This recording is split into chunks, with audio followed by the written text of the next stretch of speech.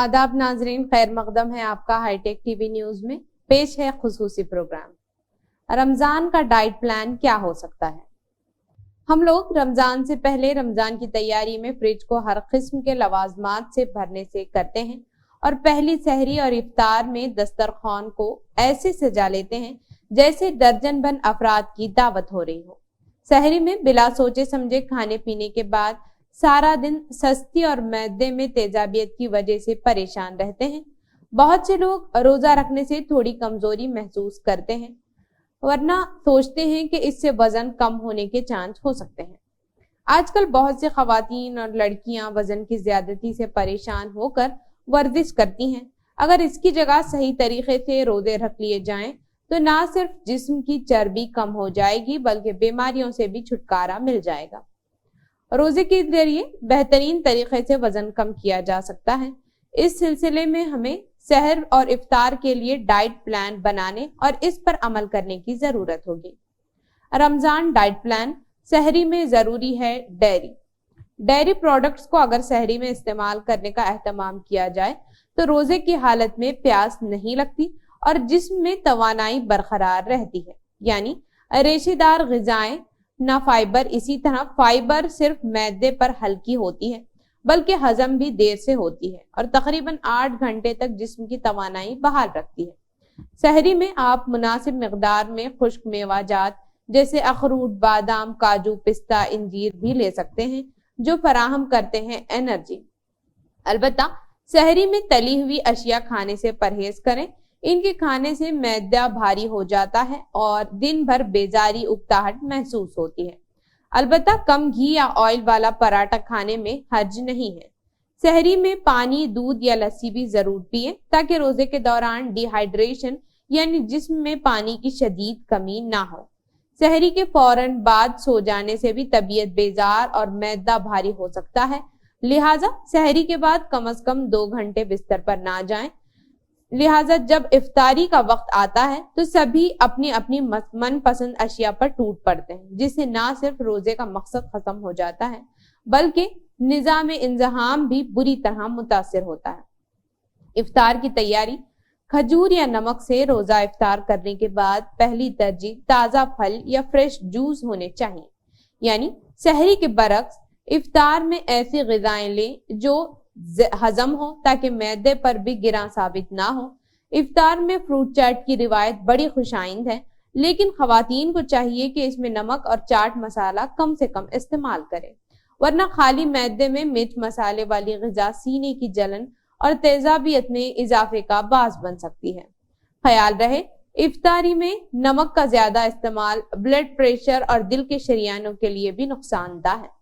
इफ्तारी के फौरन बाद लिक्विड यानी मशरूबात का ज्यादा इस्तेमाल सेहत के लिए नुकसानदा साबित हो सकता है। चिनांचा इफ्तार के फौरन बाद दूध, सोडा हरगिज ना पिएं। इसके अलावा कोलेस्ट्रॉल से पाक तेल में पकी हुई मौसमी सब्जियों के अलावा कच्ची सब्जियों का सलाद आपको मामूल के मुताबिक फाइबर्स, विटामिन और आयरन फराहम करता है। ताहम इफ्तार में चावल से हर मुमकिन हद तक परहेज करें क्योंकि ये शदीद प्यास का बास बनते हैं। इफ्तार के बाद सोने से पहले तक कम से कम 6 गिलास पानी जरूर पिएं। खजूर का फायदा भरपूर। 3 खजूर जूस या पानी से रोजा इफ्तार करने में भी बड़ी हिकमत है क्योंकि इस वक्त जिस्म को फौरी तौर पर तवानाई की जरूरत होती है जो ग्लूकोज की शक्ल में दिमाग और नर्व्स को चुस्त बनाती है। खजूर ग्लूकोज की कम होती मिकदार दोबारा बहाल करती है, जबकि पानी या जूस जिस्म में होने वाली पानी की कमी को दूर करने के साथ साथ मादनियात को भी भरपूर करता है। इस तरह जब पेट में सबसे पहले खजूर जाती है तो वो इसकी तवानाई की जरूरत को पूरा करती है। खजूर निजाम हाजिमा को चलाने में मददगार होती है, जबकि पानी रूहानी और जिस्मानी ताजगी फराहम करता है। ये प्यास को बुझाकर मैदे को सुकून बख्शता है, इसलिए खजूर को लाजमी अपने डाइट प्लान का हिस्सा बनाएं। शुगर के मरीज रोजा डॉक्टर के मशवरे और हिदायत की रोशनी में रखें और इफ्तार और सहरी में खाने पीने बिलखुसूस मीठी डिशेस, मशरूबात और तेल या घी में तली अशिया के इस्तेमाल में अपने मालिज की हिदायत पर अमल करें। अच्छी ग़िज़ाओं का इंतखाब करें।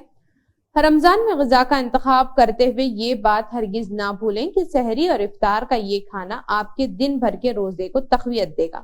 اس لیے ڈائٹ پلان میں صحیح غذا لینا بھی اہم چیز ہے، کیونکہ افطار کے وقت ہی کھوئی ہوئی توانائی بحال ہوتی ہے۔ اس لیے اس وقت ایسی غذا کا انتخاب کیا جائے جو ہماری تمام جسمانی ضروریات کو پورا کر سکے۔ یہاں ایسی غذائیں تحریر کی جا رہی ہیں جن میں سے کچھ کا انتخاب کر کے آپ بہتر توانائی حاصل کر سکتے ہیں۔ گوشت پھلیوں کا گروپ۔ ڈائٹ پلان میں گوشت کے گروپ میچنگ مٹن، مچھلی کا گوشت استعمال کریں۔ ان میں سے ایک یا دو چیزیں کھا سکتے ہیں۔ مٹر، چنے دال، پھلیاں وغیرہ کوئی ایک چیز لی جا سکتی ہے۔ یہ تمام چیزیں پروٹین، معدنیات، وٹامن اور ہاضمہ فائبر سے بھرپور ہیں۔ روٹی اور اناج کا گروپ۔ گیہوں کی روٹی یا چپاتی، پراٹھے، چاول، براؤن رائس۔ اس گروپ کا ایک یا دو چیزیں آپ کو اچھی مقدار میں کاربوہائیڈریٹ فراہم کرتی ہے اور توانائی فراہم کرتی ہے۔ ڈیری پروڈکٹس کا گروپ۔ دودھ، دہی، مکھن، پنیر میں سے ایک یا دو چیزیں کیلشیم کے ساتھ پروٹین بھی فراہم کرتی ہیں جو جسم اور ہڈیوں کی طاقت کو برقرار رکھتے ہیں۔ اپنے ڈائٹ پلان کو مزید صحت مند بنانے کے لیے تیل کی مقدار کم کریں۔